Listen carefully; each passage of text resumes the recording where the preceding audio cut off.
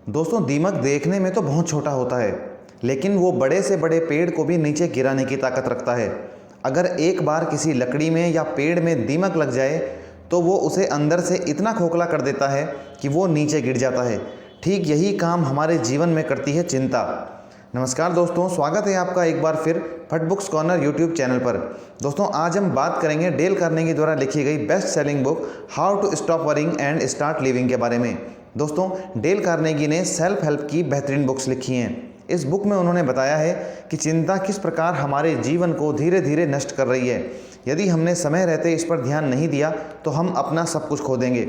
इस वीडियो में हम सीखेंगे कि आखिर वे कौन से कारण हैं जो चिंता को जन्म देते हैं, और साथ ही हम सीखेंगे कि आखिर कैसे अपनी चिंता को छोड़ें और अपने जीवन को खुशी से जिएं।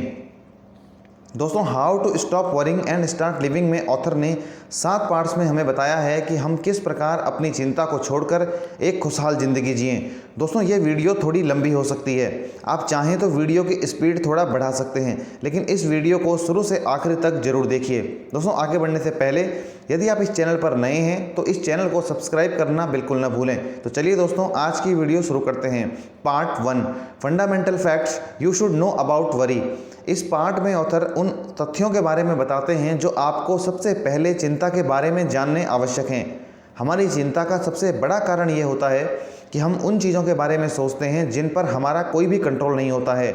जो बीत चुका है उसके बारे में ज़्यादा सोचने से वो बदल नहीं जाएगा। जो अभी आया ही नहीं है उसके बारे में चिंता करने से भी कोई फ़ायदा नहीं होगा, बल्कि हम इन दोनों के बारे में चिंता करके अपने आप को ही नुकसान पहुंचा रहे हैं। ऑथर कहते हैं कि हमारे पास आज का समय है, हमें यही टाइम जीना है। भविष्य की चिंता करने की अपेक्षा उसकी तैयारी करना ज़्यादा बेहतर है, और उसकी तैयारी का बीज आज ही बोया जाएगा। इसलिए जब हम आज बीज अच्छा बोएंगे तो भविष्य की फसल अपने आप ही बेहतर हो जाएगी।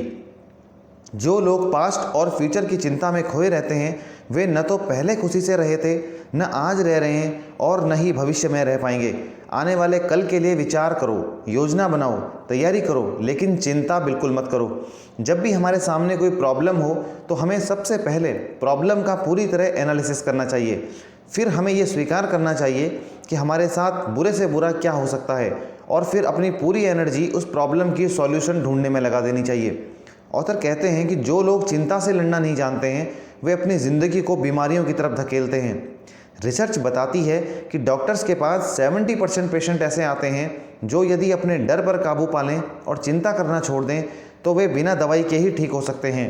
डर चिंता को जन्म देता है, चिंता तनाव को जन्म देती है, जिसके कारण हम बीमारियों को अपनी ओर आकर्षित करते हैं। चिंता बिल्कुल स्वस्थ आदमी को भी बीमार बना सकती है। Part 2, basic techniques in analysing worry. Author कहते हैं कि यदि आप चिंता से छुटकारा पाना चाहते हैं तो उसके लिए आपको उस चिंता का विश्लेषण करना जरूरी है। इसके लिए आपको 3 स्टेप उठाने हैं। सबसे पहले आप तथ्यों को इकट्ठा करो, उसके बाद उन तथ्यों को एनालाइज करो, उसके बाद फैसला करो कि अपने फैसले के आधार पर काम करो। यदि हम चाहते हैं कि हम उन समस्याओं को सुलझा लें जिनकी चिंता हमें रात दिन दीमक की तरह अंदर ही अंदर खाई जा रही है, तो हमें सबसे पहले तथ्यों को इकट्ठा करना चाहिए, क्योंकि बिना तथ्यों के हम अंधेरे में तीर चलाते हैं। हम दुविधा में रहते हैं और कोई भी निर्णय नहीं ले पाते हैं। जब आपके पास तथ्य होंगे तो आप उस समस्या की जड़ तक पहुंच पाएंगे और उसका समाधान ढूंढ पाएंगे। ऑथर कहते हैं कि ऑफिस और बिजनेस में जब भी कोई समस्या हो और हम मीटिंग में उससे निपटने का प्रयास कर रहे हों तो हम चिंता को इन 4 सवालों से दूर कर सकते हैं। सबसे पहला सवाल यह है कि समस्या क्या है। सारे तथ्य इकट्ठे कीजिए जिससे आप समस्या की जड़ तक पहुंच पाएं। दूसरा सवाल है कि इस समस्या का कारण क्या है, क्योंकि जब तक आपको कारण ही पता नहीं होगा तब तक आप उसे सॉल्व नहीं कर पाएंगे। तीसरा सवाल यह है कि इस समस्या को कितने तरीकों से सॉल्व किया जा सकता है। ये सोचिए कि ऐसा क्या है जिससे ये प्रॉब्लम सॉल्व हो सके। और चौथा सवाल है कि आपके हिसाब से इस समस्या के सॉल्यूशन के लिए कौन सा तरीका सही है। जब आप ऐसा करोगे तो आप देखोगे कि उस समस्या के सॉल्यूशन के लिए आपके पास कितने सारे आइडियाज़ आएंगे और वो प्रॉब्लम सॉल्व हो जाएगी। Part 3, how to break the worry habit before it breaks you.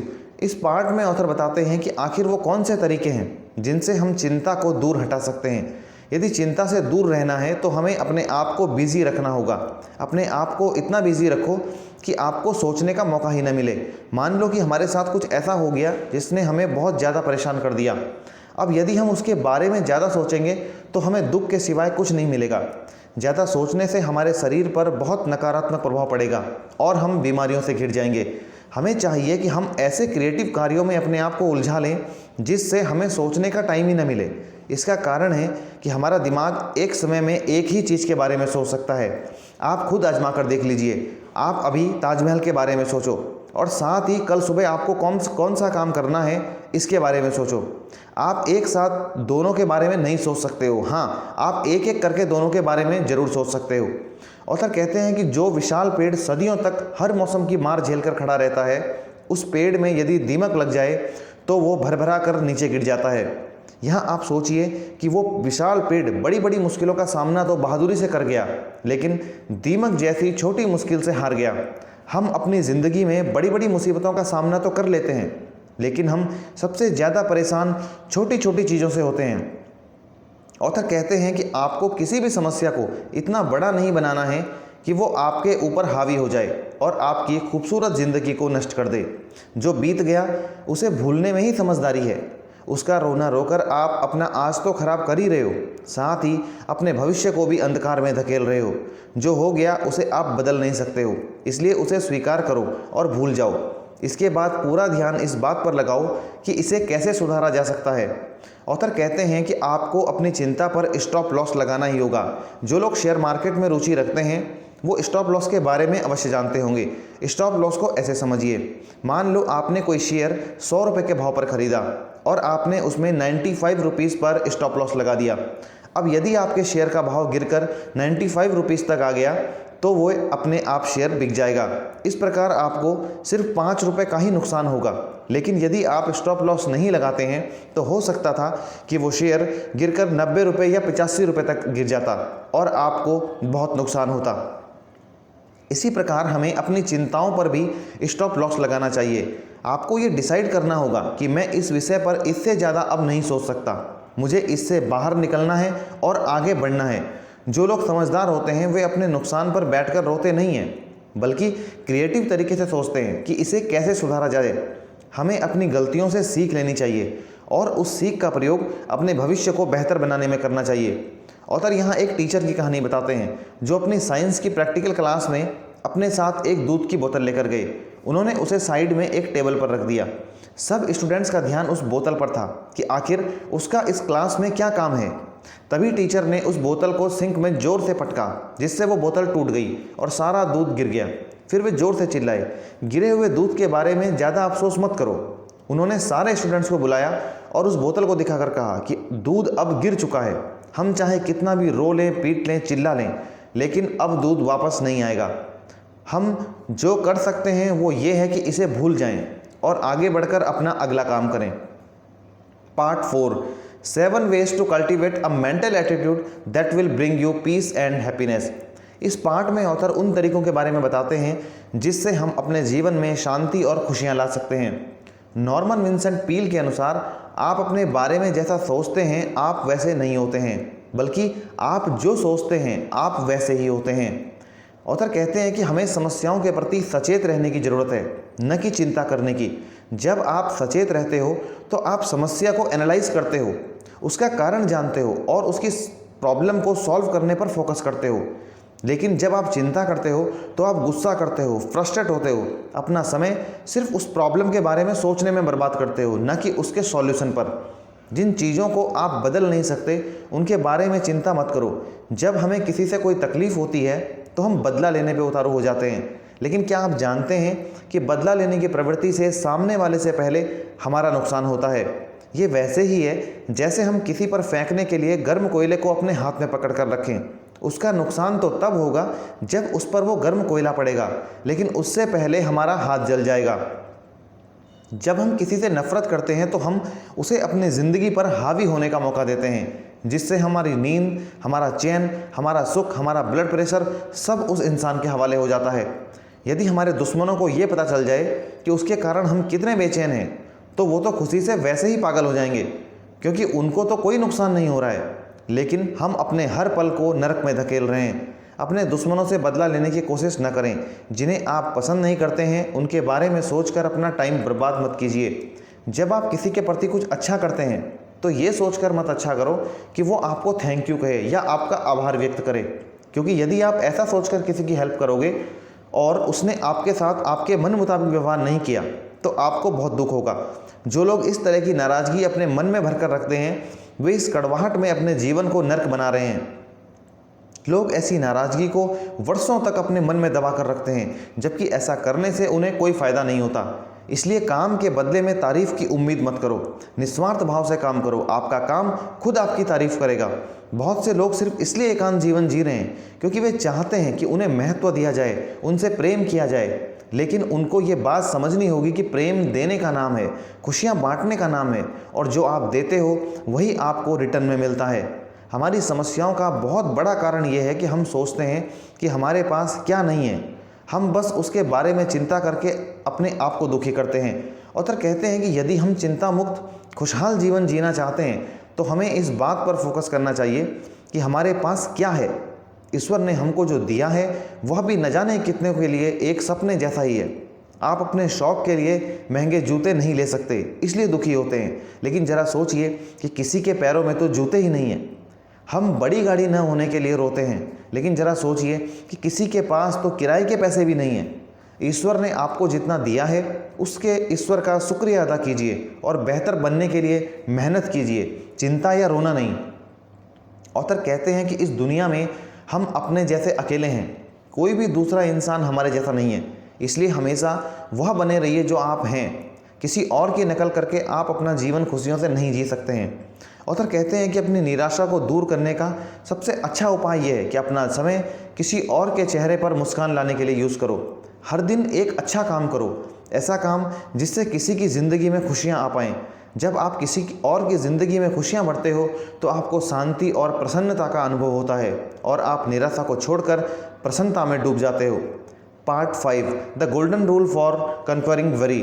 इस पार्ट में ऑथर ने बताया है कि कैसे हम चिंता को जीत सकते हैं। ऑथर कहते हैं कि हम ज़्यादा चिंतित इसलिए होते हैं क्योंकि हम अपनी प्रॉब्लम्स की चिंता खुद ही करते हैं, जबकि हमें चाहिए कि हम ईश्वर पर विश्वास रखें और इस उम्मीद के साथ अपना कर्म करें कि ईश्वर सब अच्छा ही करेंगे। हमें प्रार्थना को अपने जीवन का भाग बनाना होगा और ये विश्वास करना होगा कि ईश्वर के बताए रास्ते पर चलकर सब ठीक हो जाएगा। उत्साह के साथ जिया जाने वाला जीवन हमारी लाइफ से चिंता, निराशा, तनाव, डर और परेशानियों को दूर करता है। इससे हमारा स्वास्थ्य भी अच्छा रहता है। जब भी आप किसी ऐसी स्थिति में हो जब आपको कोई रास्ता नज़र नहीं आ रहा हो तो ईश्वर से प्रार्थना करें कि वे आपके जीवन से निराशा के इन बादलों को हटाकर उम्मीद और उत्साह का प्रकाश प्रदान करें। प्रार्थना हमें अपनी प्रॉब्लम्स को शब्दों में स्पष्ट करने में हेल्प करती है। प्रार्थना हमें यह एहसास दिलाती है कि इस ब्रह्मांड में हम अकेले नहीं हैं, कोई है जो हमारी मदद कर रहा है। Part 6 how to keep from worrying about criticism. इस पार्ट में ऑथर बताते हैं कि हम अनुचित आलोचना से कैसे बच सकते हैं और इससे कैसे डील कर सकते हैं। ऑथर कहते हैं कि जब कोई आपकी अनुचित आलोचना करता है तो उसे अपनी इम्पोर्टेंस का एहसास होता है, क्योंकि आप कुछ हासिल कर रहे हैं और लोगों का ध्यान अपनी ओर खींच रहे हैं। इसलिए वे लोग जो आपसे नफ़रत करते हैं वे आपके कमियां निकालने की कोशिश करते हैं और इससे उनको खुशियां मिलती हैं। उनको आपकी आलोचना करने में खुशी का अनुभव होता है।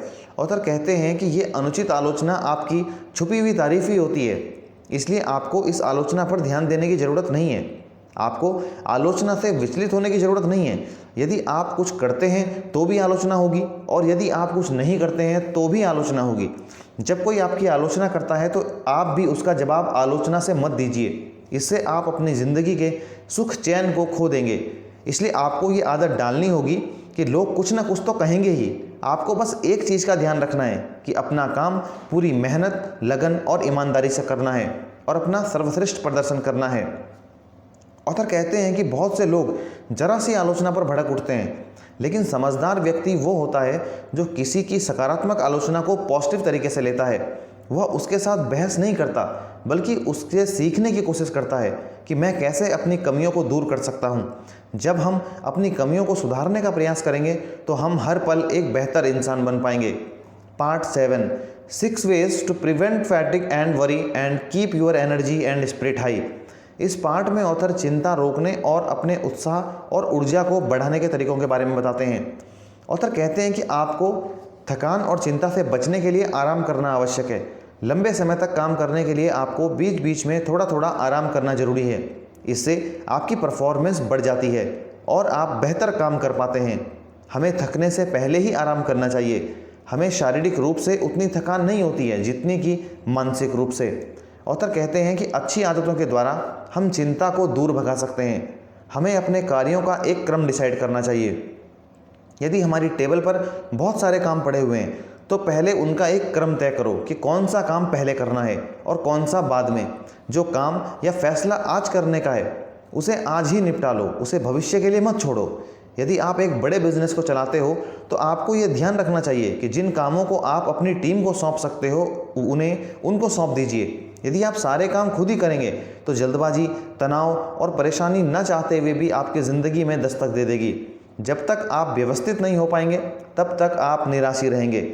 हम अक्सर सुनते हैं कि नींद पूरी ना होना हमारे स्वास्थ्य के लिए नुकसानदायक है। ऑथर कहते हैं कि नींद पूरी ना होना उतना नुकसानदायक नहीं है, बल्कि नींद पूरी ना होने की चिंता करना हमें ज़्यादा नुकसान पहुंचाती है। जब हमें नींद नहीं आती है तो हम ये चिंता करने लग जाते हैं कि हमारी नींद पूरी नहीं हो पा रही है, अब हम बीमार हो जाएंगे। ऑथर कहते हैं कि आपको पूरी नींद आए इसके लिए आवश्यक है कि अपने शरीर को ऐसे कामों में लगाओ जिससे हम शारीरिक रूप से थक जाएं। जब हम थके हुए होते हैं तो हमें कब नींद आ जाती है पता भी नहीं चलता। दोस्तों, इस प्रकार इस वीडियो में हमने सीखा कि यदि हम एक सफल और खुशहाल जीवन जीना चाहते हैं तो हमें चिंता को अपने जीवन से हटाना ही होगा। दोस्तों, ये बातें हमने सीखी हैं डेल कार्नेगी द्वारा लिखी गई book how to stop worrying and start living से। दोस्तों, यदि इस वीडियो से आपकी लाइफ में कुछ वैल्यू ऐड हुई हो तो इसे लाइक करें, शेयर करें और यदि आपने अभी तक इस चैनल को सब्सक्राइब नहीं किया है तो जल्दी से सब्सक्राइब कर लें और घंटी के निशान को दबाना बिल्कुल न भूलें ताकि इस चैनल पर आने वाली सभी वीडियोस आप तक सबसे पहले पहुँचें। धन्यवाद दोस्तों।